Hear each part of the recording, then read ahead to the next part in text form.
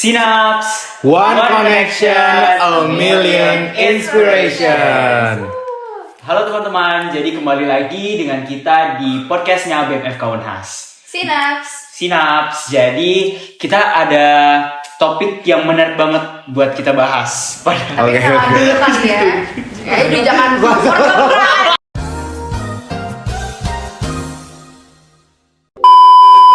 Sinaps. One connection, a million inspiration.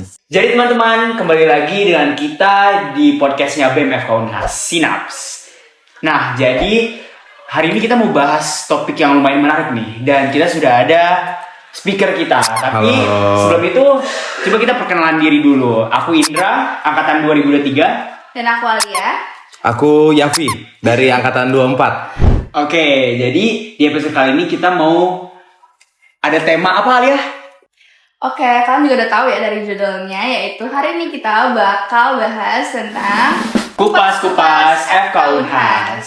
Nah, jadi buat kalian yang penasaran gimana sih cara belajar di FK Unhas tuh kayak gimana, atau kayak kalian mau lebih tahu lah tentang FK Unhas, nanti kita bakal kulik-kulik di episode ini. Iya, Oke, karena kita udah speaker juga nih yang dan boleh dong kita kayak kenalan dulu ya sama speaker kita hari ini. Boleh dong, siapa namanya? Halo semuanya, nama aku Yafi Sofiandi dari angkatan 24. Terus ya udah sih, masih semester 3 sekarang. Oh, masih baru ya? Masih semester 3. Sekarang barulah masih Masih fresh masih lah. fresh ya, masih bisa lah buat teman-teman share gimana caranya Iya. belajar. Oke. Masih fresh, masih bisa. Oke. Nah, coba kita tanya nih, kan kamu kan baru semester berapa? Semester 3. Tiga kan? Ya. Artinya pasti pernah nih ngerasa gimana sih jadi maba? Oh, pernah banget. Pernah banget. Mungkin cerita dikit kali ya gimana Iya. dari maba di FK Unhas. Oke. Iya, kan sebelumnya kan di SMA mana nih? Aku dulu tuh di SMA dari Jakarta, dari Al Azhar Pusat 1 yang ada di Kebayoran. Oh ya, tahu. Oke, buat teman-teman di Kebayoran ya, di Kebayoran. Ingat-ingat. Ya teman-teman dari Jakarta ya semua. Iya, halo teman-teman yang dari Jakarta. Halo. Yang dari Bogor, yang di Bogor. Nah, Terus dari Jakarta tes mau masuk ke dokteran di mana gitu kan, research dulu. Iya. Mana nih kedokteran yang bagus? Dapatlah Unhas, tembak Unhas dapat, alhamdulillah. Dapat one shot ya. Dapat one shot, ya alhamdulillah, masya Allah. Oke. Terus gimana? Terus nih proses adaptasinya dari SMA terus tiba-tiba kan langsung masuk ke dunia perkuliahan. Gimana tuh? FK lagi. Jujur Jujur nih, Emang pertamanya emang agak susah. Pasti semuanya susah lah. Karena kan dulu SMA apalagi kan gue tuh bukan orang yang belajar banget. Waktu SMA ya main-main aja, have fun, main basket, main sama teman-teman, nongkrong apa segala macam. Tapi waktu di kuliah kayak ada satu titik kayak wah gak bisa nih. Kayaknya harus belajar. Karena materi banyak banget. Terus seminggu biasa ujian 2 kali kan, ujian CBT. Ujian CBT itu ujian soal, yang ada soal pilihan Teori ganda. gitu ya? Iya, teori. Ada ujian praktikum. Apalagi untuk yang semester 1 ada biomedik 1 itu kan isinya kimia semua, jadi harus belajar loh. Hafalan-hafalan Gitu. gitu ya? Hafalan, harus dimengertiin itu juga susah. Jadi harus belajar lah, harus ekstra belajarnya. Tapi ya emang susah, tapi ya udah belajar aja. Kalau di FK tuh gimana sistemnya? Dia tuh ada blok-blok apa kayak kita Benar. Jadi dia tuh ada blok-blok. Jadi kalau misalnya orang-orang kan kalau nggak salah nih, kalau nggak salah di jurusan-jurusan lain kan kita bisa milih maunya ini. Tapi kalau misalnya di kita tuh udah dipaket-paketin. Oh, gitu. Jadi ya semester 1 belajarnya biomedik 1, biomedik 2, biomedik 3. Lanjut lagi semester 2 belajar biomedik 4, biomedik 5. Baru masuk ke transisi. Kalau misal biomedik itu kan kita belajar kayak anatomi, histologi, fisiologi, gitu-gitu. Kita belajar dasar lah. Kita belajar kayak mekanisme kimia di dalam tubuh kita, gimana itu biokim. Terus kita belajar anatomi, kita belajar mikroanatominya itu di histo gitu. Tapi kalau misalnya udah masuk peralihan, kayak di semester 2 tuh ada peralihan dari biomedik 5 ke BMD. BMD itu namanya basic mekanisme disease. Oh, jadi langsung Jadi, ke patologi. Iya, kita belajar patologinya. Karena kita udah belajar sistem yang normal, yang normal kayak bagaimana. Kita belajar kalau sakit komplikasinya apa, pengobatannya apa Patof gitu. ya, kita isinya patof guys. Iya. Aneh gitu. Nah, tapi yang saya rasa di FK UNAS tuh kayak ada transisi, nggak langsung kita belajar kayak biomedik. Sebelumnya kan ada transisi dari SMA, Benar kita belajar dulu kesehatan masyarakat. Betul, betul, Ya kan? betul ya. Iya. Itu sering lupa sih sebenarnya. Jadi kalau misalnya kita mau belajar kan kalau di apalagi namanya kalau misalnya kita lagi di udah masuk ke dokteran, itu kan kita selalu fokus yang kayak biomedik 1, biomedik 2, tapi banyak orang-orang yang lupa kalau ya kita harus belajar dulu kesmas. Kesmas itu belajar yang kayak kalau kita sebutnya epidemiologi. Epidemiologi itu kayak kita tahu penyebaran penyakit itu ada beberapa cara, ada yang lewat udara, ada lewat misalnya saya ngomong nih terus tiba-tiba nyiprat-nyiprat bisa. Airborne disease. Airborne disease bisa, Jadi nggak ya. seputar kayak penyakit doang. Enggak, Ada enggak. banyak banget guys. Jadi untuk Kesmas itu lebih dikenalin. Jadi itu kayak begini loh. Terus di Kesmas itu kita juga dikenalin dari sistem pemerintahnya itu kita punya tenaga kesehatan di kayak contoh ada puskesmas. Puskesmas bisa rujuk ke rumah sakit yang lebih misalnya bisa lebih kompeten. Ada dokter spesialisnya apa dan tata laksananya semua sistemnya dibelajarin di Kesmas. Kalau di Kesmas itu lebih ke tata caranya bagaimana nih kalau misalnya orang sakit ini dirujuknya kemana? Dirujuknya ke puskesmas. Habis dari puskesmas ya kemana? Ke spesialis dan lain-lain kayak begitulah pokoknya. Tapi katanya juga ada yang non blok ya. Ada yang non blok, tapi untuk semester 1, untuk semester 2 tuh non bloknya seputaran agama, PKN. PKN itu kita seputar ini PKN itu kita nyebutnya kewarganegaraan. Jadi selain kita belajar kita belajar medicine, kita juga belajar hukum-hukum yang kayak jadi kalau misalnya kita mau jadi dokter itu ada 5-star dokter Yes, gitu-gitu. betul banget lagi, 5-star dokter itu yang kayak kita belajar jadi dokter tuh kayak gimana sih kompetensinya. Yes. Kita tuh harus melakukan kayak informed consent gitu-gitu. Jadi ada skill, ada attitude juga, kita belajar attitude juga gimana nih kita buat kedepannya ke masyarakatnya kita bekerja dengan baiknya gimana. Oh, banyak banget ya materinya, Iya. tapi informatif banget ya buat kita anak-anak FK juga nggak harus medicine, tapi juga di luar medicine juga pelajarin loh guys, keren Iya. banget, keren banget. Mantap Nah, pokoknya mantap semuanya. pokoknya. Mantap semuanya dipelajarin. Apalagi pas maba itu pas udah masuk kan ini Kesmas nih. Iya. Gue masuk ke biomedik 1 yang kita bener-bener belajar full biology, terus prakteknya itu kan banyak banget kan, numpuk Gokil. anatomi, fisiologi, biokimia. Tuh bisa cerita nggak sih kayak kehektikan lu dulu tuh gimana?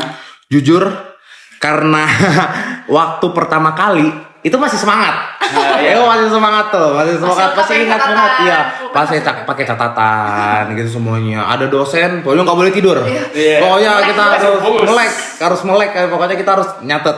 Tapi kadang-kadang kita juga lupa kalau misalnya kita terlalu semangat. Jadi kalau gua tuh analoginya tuh kayak kita punya bensin nih, punya stok bensin. iya benar. Nah, bensinnya itu habis duluan di itu. Jadi kayak mending kita tuh kayak slow konsisten bener gitu. Gue belajar tentang bagaimana cara belajarnya sih. Kalau di biomedik 1 tuh gue lebih ke titik poinnya gimana cara belajarnya. Gue tahu bagaimana cara belajarnya. Setelah gue tahu cara belajarnya, baru gue belajar mekanismenya. Yang kayak gue baru, oke, gue tahu cara belajar. Saya tuh kayak begini. Saya tuh harus belajar kayak begini. Baru masuk ke materinya. Karena susah juga kalau misalnya kita mau buta-buta ngehafalin semua yang ada di materi ya. Menurut gue nggak bakal bisa. Karena susah. Karena apalagi kita ini kan bukan soal menghafal kan sebenarnya kan. Ini tentang ya gimana kita mengerti. Nah mengerti juga ada di hafal dikitnya gitu sih. Itu tips ya guys buat kalian yang mau belajar gimana. Iya. Kita dari tadi udah tahu kan caranya gimana. Jadi jangan langsung push di awal, nanti energi Jangan, habis. energi Iya. habis. Iya, nanti malah lemes di akhirnya, malah kayak nggak ada mood, terus kayak demotivated. Orang bilangnya demot. Iya, demot. Demot. Kata-kata Demot lah ya. yang sering muncul ya Demot. di anak FK. Iya. Oke. Oke, kita lanjut ke topik 2 lah sih Oke, nih yang boleh. lebih menarik juga. Boleh. Oke, tadi kita udah tahu ya cara belajarnya anak FK tuh gimana. Mungkin sekarang kita mau over ke gimana sih cara ujiannya anak-anak FK tuh. Katanya full banget ya ujiannya, terus susah dan banyak banget soalnya. Gimana tuh? kalau mau ngomongin ujian itu kan juga beda kan. Kalau misalnya semester 1, semester 2 itu memang lebih banyak ujiannya. Karena kalau misalnya sekarang itu kan cuma ada 2 ujian topik. Jadi ada ujian topik, ada ujian final. Kalau di Unhas itu ada ujian topik, ada ujian final. Gimana tuh? Ujian topik itu contohnya misalnya untuk misalnya blok A. Terus kita dapat 30 materi. Kalau misalnya kita di semester 1, semester 2 itu kita tuh dibagi-bagi. Jadi ada semester misalnya ada 30 topik. Nah, 30 topik itu dibagi 2. Ada yang 15, ada yang 15. Atau ada 16, atau yang 14, terserah. Pokoknya dibagi 2. Nah, di 16 misalnya 15 topik minggu ini, 15 topik minggu depan. Nah, di minggu ini kita jadikan ujian topik 1 itu 15 topik yang kita sudah pelajari minggu ini. Minggu depan ada 15 topik lagi itu jadi ujian topik 2. Nah, masalahnya karena terlalu banyak materinya, jadi ngejarnya itu juga susah. Kita ngejarnya itu susah karena untuk belajar hari ini, misalnya kita mau belajar hari ini 5-6 topik. Ya kan nggak mungkin kita belajar 5-6 topik, apalagi hari Senin, terus kita udah pulang kuliah, udah denger materi. Masa kita mau belajar 5-6 topik malam hari kan? Nggak mungkin. Makanya waktu itu dimaksimalin tuh di hari Sabtu Minggu. Hari Sabtu Minggu tuh pokoknya hari tenang lah, kita harus belajar gitu. Nah, itu pertama, tantangannya materinya terlalu banyak. Yang kedua, waktunya singkat. Cuman seminggu. Jadi cuman kayak 15 topik, bahkan gak 15 topik, bahkan itu bisa lebih, bisa 20. Nah, itu tuh dihabisin dalam waktu 1 minggu. Nah, 1 minggu itu ada ujian topik 1. Ingat banget waktu biomedik 1, itu ujian topiknya 1, 2, 3, 4. Terus ada remet. Misalnya 1, 2, 3, 4, 4-4-nya remet. Iya, di remetnya itu kita digabungin dulu semua 1, 2, 3, 4. Ya akhirnya. Gitu ya. Jadi iya. Jadi udahlah materinya susah, yang itu yang pertama, waktunya sulit. Yang ketiga pressure juga nih.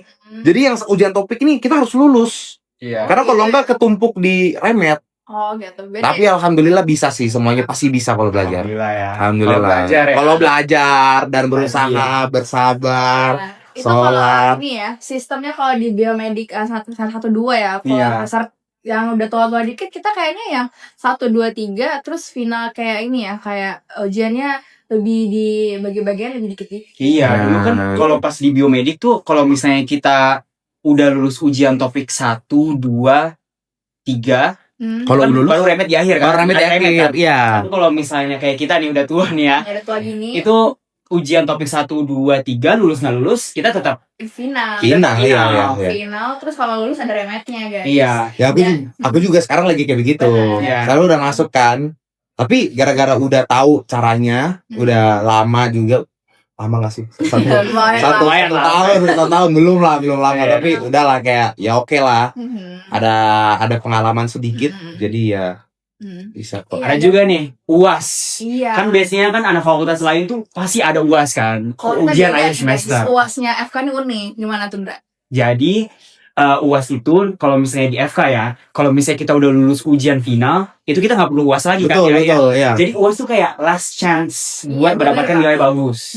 Cara tuh di akhir semester guys, which is kita bakal lewatin berblok-blok-blok. Terus UAS di akhir kan dia udah lupa semua ya materinya. Makanya itu bener-bener dihindarin banget sama anak-anak FA. Mending kita kelar di remedial atau final ya. Dan dia tuh ada presentasinya guys, nggak semuanya rata nilainya kayak dari 1, 2, 3 rata diambil 20% enggak. Intinya belajar di awal, aman di akhir. Iya. Itu ya poin pentingnya ya guys. Oke. Kita next saja kali ya pertanyaan berikutnya yang kayaknya juga banyak ditanya yang orang-orang apa tuh? Iya, soalnya kan biasanya stigmanya anak FA tuh kan gimana, no lab ya, orang-orang pokoknya belajar terus pokoknya hidung tuh depan buku. Enggak lah. Iya, ini ada topik yang menarik nih, yaitu organisasi. Gimana nih menurut Taufik gimana? Sempet nggak sih jadi anak FK terus organisasi juga? Ya sebenarnya sempet aja kalau misalnya bisa dibagi waktunya. Jadi kan kalau misalnya hidup kan gak cuma untuk kayak belajar doang gitu kan.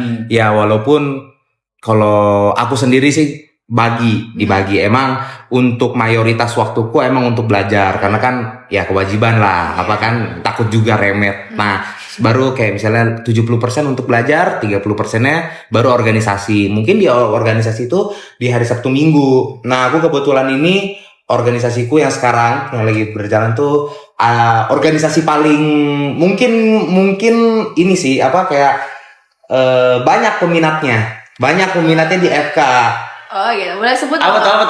Boleh spill. Boleh ya, boleh. AMSA. Ya. Oke, nah Asian Medical Student Association itu hampir ada organisasi yang hampir ada di semua FK di Indonesia. Nggak cuma ada di Unhas, jadi ada semua di Indonesia.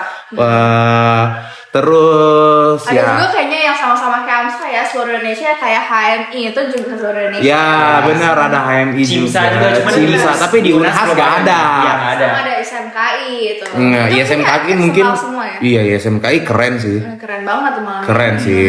Tapi internal apa ya? yang internal itu kalau aku lagi proses untuk menjadi anggota MYRC, lagi Iya. ikut oprek. Proses. Untuk sekarang lagi proses, doain semoga bisa lah. Sebelum kesini juga ini kan masih ikut Iya, ASN. tadi oprek dulu bentar, terus Iya. langsung ke sini. Ya, jadi di Unhas itu guys ada dua, eksternal sama internal, dan Tuh. dua-duanya itu dulunya dia itu nggak ada konversi nilai, tapi sekarang udah ada konversi nilainya untuk untuk dua jenis organisasi ini. Ya kan? Iya, jadi kita ada SKS yang harus Tadi baru tahu. dipenuhi. Baru tahu. Ini kita baru tahu sekarang. Ya jadi gini ya Wafi. Jadi gimana Alia? Gimana jelasin coba? Jadi ada semua konversi nilai, even semua kepanitiaan yang dibawahi oleh BEM itu semua ada konversi nilainya. Iya. Tinggal urus aja ke Iya. Dan ini kayaknya baru-baru ya. Jadi Baru-baru juga. intinya itu kita sebagai FK Unas itu istilahnya kata kasarnya dipaksa gitu buat Iya. berorganisasinya. Karena ada SKS yang kita harus capai. Benar, dan kalau nggak tercapai itu nilai kita nggak sempurna dan susah lulusnya. Iya. Iya. Jadi stigma anak FK nggak bisa berorganisasi itu salah banget ya. No. No lah, tapi Very wrong. tapi menurut gue itu kebijakan yang bagus sih kalau misalnya organisasi dapat SKS Benar gitu. banget. Menurut gue bagus karena ya biar nge-push anak-anaknya lah, biar nge-push mahasiswanya itu biar yang kayak kita harus balance. Jadi gak belajar terus, tapi kita harus organisasi kita harus balance lah. Yes. Semuanya harus balance. Benar banget. Boleh disebutin nggak kira-kira yang Mafi tahu soal eksternal sama internal itu apa aja? Yang aku tahu, ini sedikit seputar yang aku tahu aja ya. Yang aku tahu itu pokoknya kalau internal, kalau dulu itu bisa dapat konversi SKS. Tapi sekarang aku baru tahu kalau eksternal tuh dapat poin SKS, which is bagus, Iya. kabar baik. Nah, Apa aja tuh terus organisasinya? yang internal itu kalau di Unhas, yang ini ada TBM, Ya. habis ada MYRC, Oke. habis itu PB Medik. PB Medik, Itu ya yang itu ini UKM, ya, bulu tangkis, bulu ya, tangkis, bulu tangkis, MBBC basket. MBBC basket. MBBC basket, Terus yang FC ini ya, football. Iya. Hippocrates, Ya itu juga. Hippocrates benar. FC Club, ya, konsen yang buat foto-foto, yang suka foto-foto tuh. iya, Kalau- Sinovial, Iya, itu yang buat suka jurnalism. iya, iya, Sinovial, Pokoknya banyak pilihan kalau misalnya kayak pengen masuk banyak banget pilihan sesuai Oh, minat dan bakat. cabang, semua cabang, Semua cabang. ada semua, ada Iya. pengabdian Hingga masyarakat, vokalis yang suka nyanyi. Iya. Yang nggak lolos Indonesia's Got Talent boleh. iya bisa masuk ke situ. Internal aja udah menarik banget ya. Iya. Mana kalau yang eksternal ada Yang eksternal itu lebih, menurutku lebih berwarna. Oh gitu. Lebih berwarna karena kalau eksternal itu kita tuh kayak, kalau menurutku tuh waktu pertama kali masuk eksternal tuh orangnya unexpected banget. Bener Yang kayak banget. menurutku yang kayak Sepakat. ya mungkin kayak unexpected yang kayak lu kenapa bisa masuk sini gitu. Ya kan kayaknya lu nggak tertarik deh di sini. Kamu kan nggak mirip ya, Iya, nggak kayaknya lu nggak di sini gitu. Atau kayak oh gua nggak nyangka lu bakal mau masuk sini. Kira kayak lu mau yang apa gitu, yang mau internal aja. Karena ada orang kan yang ya gue pengen internal aja karena ya lebih bagus atau apa gitu ya, which is enggak juga ya kan, ya semuanya bagus. Terus yang gue tahu tuh sebenarnya tentang apa ya, Atau ini aja ngasih apa namanya? opreknya lama.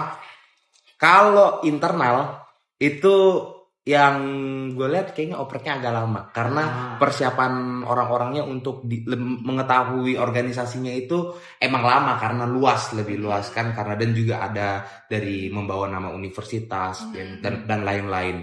Kalau eksternal itu menurut gue kenapa gue masuknya AMSA, karena gue ngeliat AMSA itu organisasi yang fun. Orang semua tuh cheerful di sana. Nggak ada, pokoknya kalau misalnya udah masuk AMSA ya of course lu cheerful lah, kayak Iya, oke banget lah, oke Kebetulan banget. kita bertiga ini AMSA ya Iya. guys. guys. Oke. Dan ada juga eksternal HMI atau eksternal. HMI juga eksternal. HMI menurut gue juga orang-orang yang ini sih, Politicians. yang ya politician, orang-orang yang kritis, Iya. orang-orang yang keren lah menurut gue pokoknya masuk HMI yang Ya, ada juga ISMKI guys, itu lebih keren-keren juga orang-orangnya. Se-Indonesia. dan pengabdian masyarakatnya juga nggak kalah ini. Keren sih. Eksternal dan internal pengabdian masyarakat sama-sama top lah. Mantap, Unhas.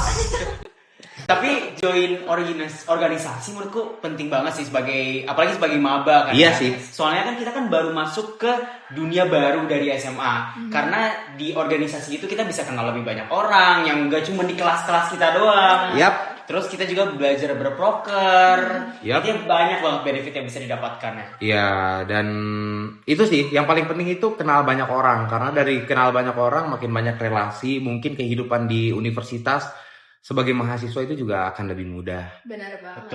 Betul. Jadi kita mau next ke questions yang terakhir nih guys, yaitu tentang stigma, tentang gimana sih kualitas FK sepadan nggak ya sama apa yang dibayar.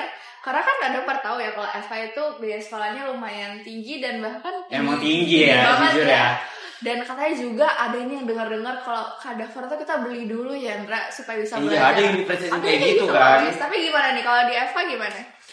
Kalau misalnya aku sih waktu itu pertama kali datang, jujur kan yang kayak ngelihat belum banyak ngelihat fasilitasnya karena waktu semester 1, semester 2 itu emang nggak explore aja dan emang belum ada beberapa ruangan yang nggak boleh dimasukin. Contoh kayak lab anatomi waktu semester 1 biomedik 1 itu kan nggak boleh ke lab anatomi. Ngapain? Kita nggak belajar anatomi. Waktu biomedik 2 baru kita ke lab anatomi tuh. Waktu di lab anatomi sebenarnya untuk lab seperti lab biasa. Tapi gue amazed sama kadavernya. Benar. Kadavernya banyak. Lengkap banget, bener ya. banget. Kita panggilnya guru besar guys. Iya, kadaver tuh guru besar. Terus kayak pernah ngeliat ke dalamnya nggak? Tempat yang direndam-rendam. Demi apa? Pernah. Gue pernah. Terus gimana? Gue pernah. Jadi waktu itu ada dokter. Nama dokter siapa ya? Iya. Dokter Kwan. Ya, terus. Tahu Dokter Kwan? Sekarang syarat Dokter Kwan. Dokter Kwan itu yang dulu ngajarin gua biomedik 2. Nah, Dokter Kwan itu sekarang lagi residen di anestesi. Nah, waktu itu lagi ada kalau nggak salah ada kadaver yang nggak kelihatan strukturnya itu udah hancur karena udah mungkin terlalu lama. Terus habis itu diganti sama yang baru. Terus pas diganti pas station gua itu lagi station yang deket sama ruangan kadavernya. Nah pas di ruangan kadavernya itu gua ngeliat yang kayak di saat kolam. Jadi kolamnya itu isinya formalin. Terus ya banyak tubuh-tubuh. Jadi ada yang full dari kepala, ekstremitas semua ada, badan semua ada, semua lengkap, ada yang lengkap. Ada yang lengkap terus dipotong, ada yang dipotong ini ya dipotong apa sih namanya sagital apa segala macam ada, dan ada yang per organ. Jadi itu dibagi-bagi. Ada yang repro, ada yang misalnya kardio, ada jantung, ada yang gastro, hepar, usus, lien dan segala macamnya. Habis itu ada neuro, ada special science, itu semua kita ada. Kita lihat. Bener pokoknya ya. Lengkap. Selain lab anak juga ada apa itu? Lab anak habis itu ada jujur kantin sih. Kantin tapi bukan maksudnya yang kayak bukan yang wah, tapi ada Mbak Warni. Itu menurutku fasilitas paling penting. Oke. Paling lengkap ya, ada paling lengkap. Itu paling lengkap. Lu mau makan apa? Lu mau makan apa semua situ ada. Jadi kita tuh punya kantin namanya Hippocrates. Kita juga ada lab, itu ada 4 ya, lab anak, histo, faal, biokim, dan itu sebenarnya lengkap banget ya. Oke. Semua isi-isinya benar-benar terfasilitasi. Preparatnya udah lengkap, jadi nggak perlu lagi kita beli-beli. Itu salah ya guys? Itu nggak. Perpus. Oh iya, perpus kita ada 2 perpus guys, internasional sama yang FK Unhas. Nah, ya di internasional kebetulan itu dia ada meja. Ini meja kan? Meja biasa. Iya, Bukan meja itu biasa. bukan meja biasa. Jadi mejanya itu kita bisa ngelihat struktur anatomi. Iya. Nah, struktur anatominya itu from head to toe tapi digital. Iya, Jadi iya. kita bisa putar-putar Jadi 360 derajat. touchscreen, Iya. Touchscreen. Itu juga yang paling Iya. wow. Iya. Oh ya, terus di FK Unhas itu ada 3 gedung ya, A, B, C. Gedung A itu mostly isinya departemen-departemen. Kalau gedung B itu lebih banyak kelas-kelas reguler dan juga ada tadi lab-lab banyak di sana. Ada juga masjid, kita punya masjid sendiri. Dan gedung C, which is gedung internasional, itu ada gedung kita anak kita kebetulan bertiga anak-anak internasional. Nah, boleh banget juga tuh dibahas tuh tentang internasional ya.